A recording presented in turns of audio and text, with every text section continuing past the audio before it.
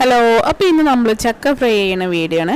അപ്പോൾ ഇതിന് വേണ്ടിയിട്ട് നമ്മൾ ചെയ്യുന്നത് ഫസ്റ്റായിട്ട് ചക്ക നന്നായിട്ട് നമ്മൾ അരിഞ്ഞെടുക്കുക. ഈ ഒരു നീളത്തിലുള്ള കഷ്ണങ്ങളായിട്ട് അരിഞ്ഞെടുത്തിട്ടുണ്ട്. എന്നിട്ട് അതിലേക്ക് ഉപ്പും മഞ്ഞൾപ്പൊടിയും ചേർത്തിട്ട് ഇത്തിരി വെള്ളം കൂടെ ചേർത്തിട്ട് നന്നായിട്ട് മിക്സ് ചെയ്തിട്ട് കുറച്ച് സമയം ഉപ്പൊക്കെ പിടിക്കാൻ വേണ്ടിയിട്ട് മാറ്റി വെക്കുക. അപ്പോൾ ഏകദേശം കുറച്ചൊരു 5-10 മിനിറ്റ് അല്ലെങ്കിൽ ഒരു അരമണിക്കൂറൊക്കെ കഴിഞ്ഞ ശേഷം നമുക്കത് എന്ത് ചെയ്യാൻ പറ്റും, നല്ല തിളച്ച എണ്ണയിലിട്ട് വറുത്ത് കോരാൻ പറ്റും.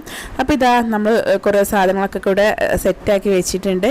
അപ്പോൾ അതിൻ്റേതാണ്. അപ്പോൾ ഇത് നന്നായിട്ട് ഫ്രൈ ചെയ്ത് വരുമ്പോൾ നമുക്ക് ഇങ്ങനെ എന്ത് ചെയ്യാം, ക്രിസ്പി ആയിട്ടുള്ള ചക്കപ്പൊരി കിട്ടും. അപ്പോൾ നിങ്ങൾക്ക് ഇതുപോലെ ട്രൈ ചെയ്ത് നോക്കാവുന്നതാണ്. Thank you.